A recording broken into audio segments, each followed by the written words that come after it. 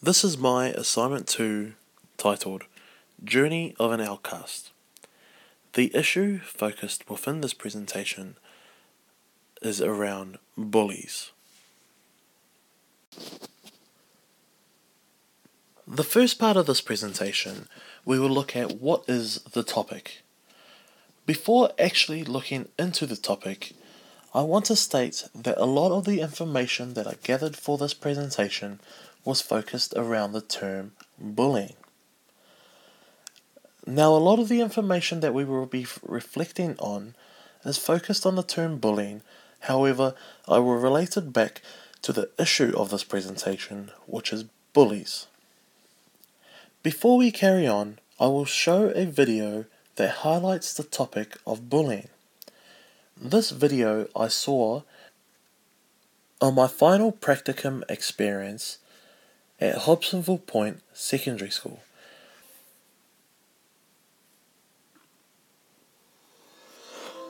Every student deserves to go to school free of fear. However, harassment, intimidation, and bullying are unfortunate realities of today's school environment. Bullying incidents especially have dominated the national headlines over the past few years. Statistics show that 1 in 3 teens report being bullied, and 1 in 10 reported being bullied daily or several times a week. Bullying can happen anywhere at any time. It can be face-to-face, through text messages, or on social media sites. Bullying is not limited by age, gender, education, or socioeconomic level. Anyone can be a victim. Bullying can be devastating in a student's life and can cause lasting harm. It is not a phase that kids go through or just a normal part of growing up. It should never be ignored. So how do you know if you're being bullied? Abusive situations that are defined as bullying incidents have 3 main characteristics. Harm.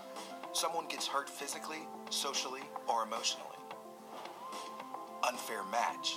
One person or group does not have the physical, verbal, or social skills to effectively contest the other person or group. Repeated occurrences. The harm and unfair match are repeated over a period of time. Other abusive situations, including harassment and intimidation, can be harmful and should be reported, but the combination of these 3 criteria makes bullying especially damaging to the victim.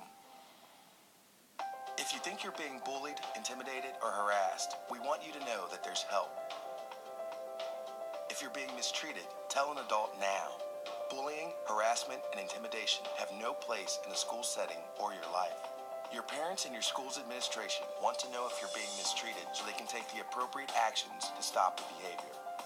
So you can get the education that you deserve and reach your full potential. There is help and there is hope. Tell an adult today.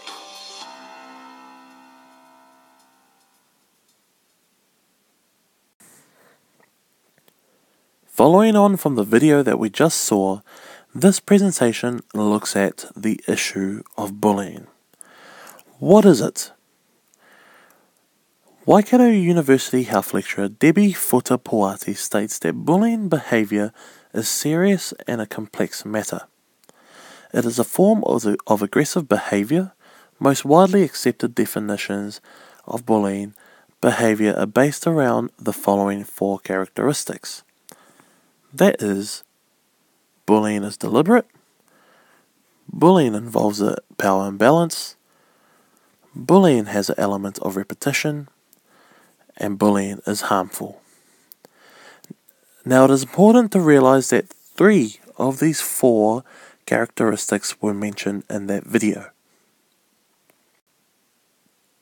Relating back to the issue of this presentation, that is bullies, it is clear to say that bullies contained all 4 of these characteristics. Bullies have the intention to cause physical and psychological harm. Their relationship with the bullied people or person can be either equal or unequal. The offences that they commit are repetitive, and they either have short or long-term physical or psychological harm towards the person being bullied. This next part of the presentation brings me to the types of bullies there are within our education system. I want to highlight that there are 4 types of bullies: verbal, physical, relational, and cyberbullies. All 4 bullies are within our school system and have massive roles in terms of the outcome of those students that are being affected. Throughout this presentation, we will look at all 4 types of bullies and how they play a role within our school system today. This next part of the presentation, we look at reviewing the literature key points. Our first point is from Outcast, who expresses that bullying may involve individuals or groups, and for children and young people it generally occurs at school, or on the way to and from school, although in this case of cyberbullying it can occur at any time. Relating this back to the issue of bullies, it is clear to say that this takes place within our school system every day of the week. Cyberbullies, however, play a massive role before and after school. This can be either through text, Instagram, Twitter, or Facebook. Cyberbullies are also known as keyboard warriors, and a clear example of this took place in my second practicum at Hobsonville Point Secondary School, where a female was attacked for making the national cheerleading squad. Here, she was cyberbullied for making the squad because people did not see cheerleading as a sport. This relates back to this bit of literature stating that bullies can be seen as either individual or part of a group. The next part of literature is from Rigby, who indicates that students were classified as having experienced chronic bullying if they had experienced any of the following 5 or more times during the previous 6 months while at school. That is physical violence, verbal teasing, sexual harassment, and racist comments. Analysis showed that bullied students had lower self-esteem, suffered more from depression, stress, and hopelessness, and were more likely to think about an attempt to self-harm and suicide than others.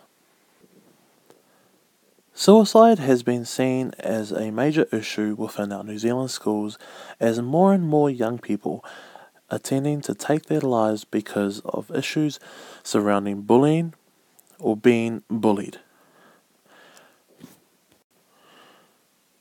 The next part of the presentation looks at further literature which is similar and links in with each other.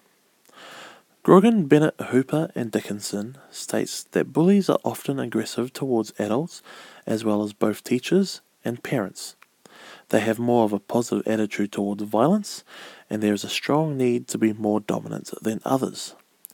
This links in with Paul Kinnan and Tremblay's point by addressing that individuals with aggressive and tough behaviour pattern act anxiously and insecure under the surface, this resulting in indirect methods to perform such actions. The next part of literature that was analysed was from Green, Harcourt, Mattioni and Pryor, who indicate that social relational bullying was seen as a problem by 70% of the respondents that they did a study on. 67% agreed that verbal bullying was a problem, and by contrast only 39% agreed that cyberbullying and 35% that physical bullying was a problem. These results are a result of a survey that was conducted with a random amount of secondary school students within New Zealand. In summary of the literature that was found, It is clear to say that cyberbullying or cyberbullies are one of the most feared and evident bullies there are within our school system. All forms of bullying within our school system have led to an increase of teenage suicide risk.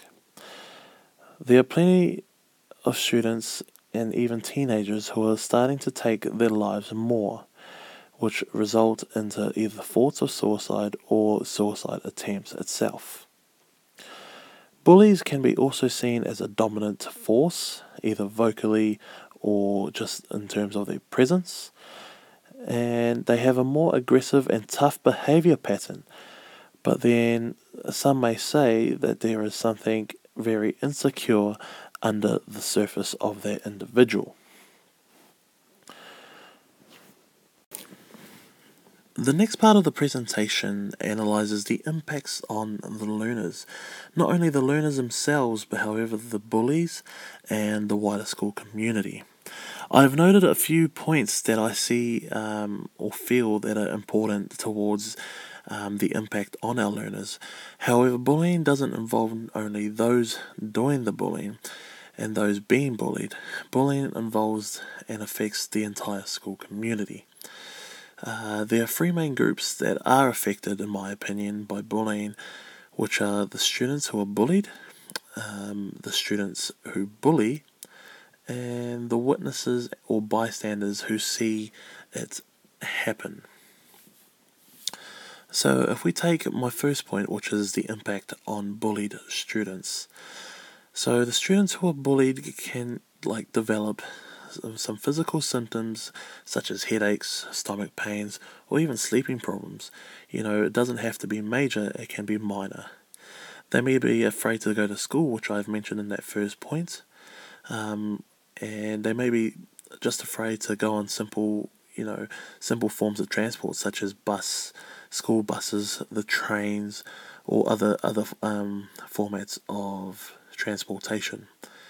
They may lose interest in the school and have trouble in terms of concentrating or just do poorly in academic. Bullied students typically lose confidence in themselves. They may experience depression, a low self-esteem, and suicidal thoughts, or they may lash out in violent ways that are just not seen as normal from that person. My next point of the presentation of this slide in terms of the impact of the learners is related to the topic of this presentation, which is bullies. And this is the impact on students who bully. Okay, so the bullies themselves. And these students do not fare much better. However, it is clear that these students are more likely to get into frequent fights. They can either steal or vandalize property, maybe drink alcohol and smoke. They may report in terms of poor gradings and perceive a negative climate at school.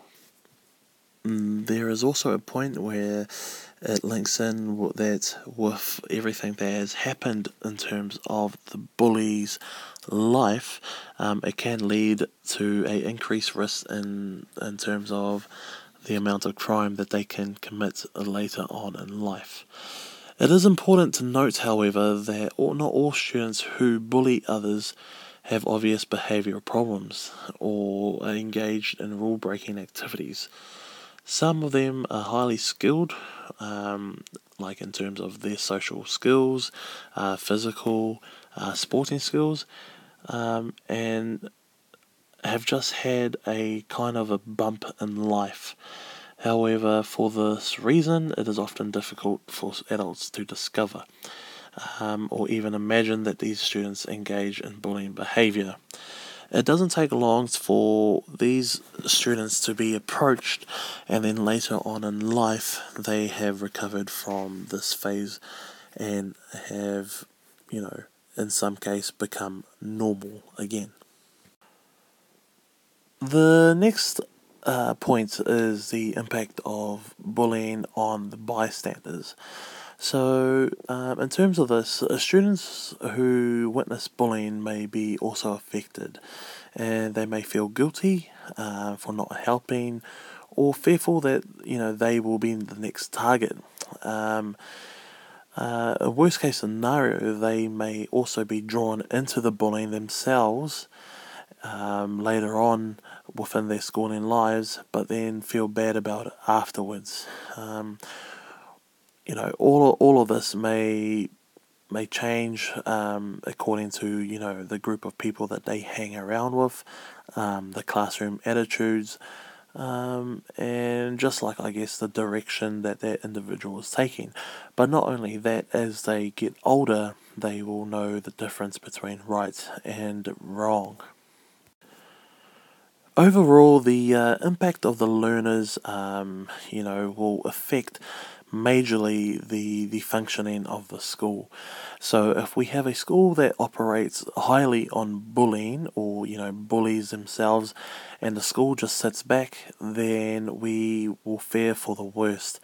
However, if we have a school that actively supports the justice within people who are being bullied, then the culture of that school will change. The ability for these students to come back to school, and knowing that they are in a safe environment, will be a positive for the school. So the symptoms that these students suffer, if they are no longer, then that is a tick for the school. With an increase in extracurricular activities, students and groups of friends being positive, vocal, the criticism is constructive, then that is a positive for the school. With all this, the learners, in terms of what they are impacting on, is that we want to be governing, or we want to be functioning within a school that is positive, and that must start within us as teachers, knowing the students, knowing who our students are, knowing that our students are within a safe environment, knowing the students in terms of what goes on at home especially, and just identifying the ideas, or the clues, or what is happening in terms of our students' lives, and picking up on those negatives that can lead to these thoughts, or the impacts that these learners may go through. As you can see within the presentation, it is clear that the theme of bullies can be a major negative in terms of our journey as a teacher, and also the journey within the school. So we can see that it has become a serious problem within our schools, and from bullying such as physical altercations to rumours and gossip, I guess bullying can have a lasting effects on our education achievement. As a result, we look to find how can teachers adapt or use classroom pedagogy to become or meet the need of those affected. So, first of all, I think that how we as teachers can adapt to this is to talk through the forms of bullying with our students. That is to make sure that students know how people are affected by bullying, work to install empathy and emotional intelligence, also to ensure your students know the consequence for bullying others at school. They should understand the bullying is not tolerated and will be addressed immediately. Another point is to be visible throughout the school day. That is for us teachers to make our presence known within the school grounds. A lot of the one of the things that my assistant teacher told me on my practicum was that we had to be visible throughout the school, and that no school likes just a teacher who goes to school, teaches a class, and then spends most of their lunchtime in the staff room. It is important for us as teachers to make ourselves known throughout the school grounds, either if it's just on duty, either if it's just going for a walk within the school halls, or just whatever. But we want to make sure that students see, us everywhere, and that will minimise the chance of bullying happening within our school. Another point that I think is important is to maintain open communication with our students. We must try and strive to build a rapport with all our students. Maybe ask them each day how things are going. Watch for signs that someone might be bullying them, and do our best to find out how things are going for them. Teaching students on how to be an effective bystander is also important, and we must strive to empower the bystanders in our class. Encourage them to stand up against bullying behaviour, or to report it, to either us as a teachers or another staff member. Make it safe for them to report bullying incidents, and that's what we want. Is that we want our students, to be safe and to know that they can be safe within the environment. My next part where we as teachers can adapt is to work with parents to increase awareness about bullying. Okay, so this was a big point in terms of my second practicum at Hobsonville Point Secondary School, where we had to engage with parents in terms of bullying prevention programs. It was a big push for staff to increase awareness through meetings, conferences, newsletters, social media, emails, So encouraging our parents to support school rules and bullying and the bullying intervention programs. If a parent reports a bullying incident, we as the teachers must investigate this straight away. A major rule or part of teaching that we can incorporate is something that we as physical education teachers always take pride in, and that is to assign students to groups instead of allowing them to assign them into their own groups. And when you allow kids to pick their own groups, you are opening the door basically to bullying opportunities.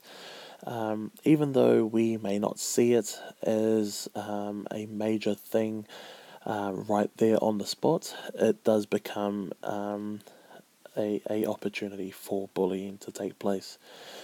But when we select the group, we are ensuring that our kids include those outside their circle of friends. So pre-selected groups also give students an opportunity to learn how to work with different types of people. The next part that we must try and adapt is to respond quickly and be more consistent to what we see as bullying. When we spot bullying, we must address it straight away. Avoid normalizing bullying with statements like "kids will be kids." So if we tend to say that, we tend to ignore what we may see as something small. However, with the children, it is something that is big. If we minimize bullying, we are sending the wrong message, and that is bullying is okay. When we do that, kids are less likely to feel safe in school, and the bullying will likely escalate. The final two statements are a result of what were high priorities in terms of the practicums that I took place in. So that was at Liston College and Hobsonville Point Secondary School. Professional development in these areas are a must. So, to build confidence within our students, we must build confidence in ourselves so that we know what we are doing. That is either through getting external organisations to come in who specialise in these areas, or just professional developments within our staff. What we will speak about is restorative justice in our next slide, and that will help in terms of what I believe is a good initiative in terms of how teachers can adapt to meet the needs of those affected. This part of the presentation looks at the initiative of restorative justice. Restorative justice is an initiative that I came across in my 2 practicums at Liston College and Hobsonville Point Secondary School. It is an initiative that I believe teachers and schools should embrace in terms of avoiding any form of issue or situation within the school, especially when it comes to bullying or being bullied. It also helps, students who are the bullies, and in this case, the theme of bullies and what their role within the school is. So, restorative justice has a essence of basically something simple as, that human beings are more happier, are more productive, and are more likely to make positive changes in their behaviour, I guess, when those in positions of authority do things with them rather than to them or for them. The restorative justice approach in schools is being sought as alternatives to more old school fashioned disciplinary systems and procedures where often there have been more or no links between wrongdoers and those who have harmed, nor any real connections between the punishment and the actual offence. So, more of it is that with the responses in terms of restorative justice, and your traditional responses, we look at responses such as the traditional response, which is what rule has been broken, or who is to blame, or what is the punishment going to be.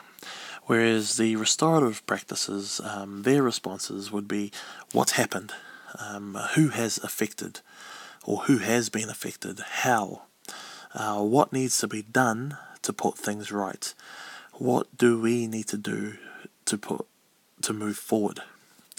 So, in terms of restorative justice, we address and discuss the needs of the school community. We then build healthier relationships between the educators and the students.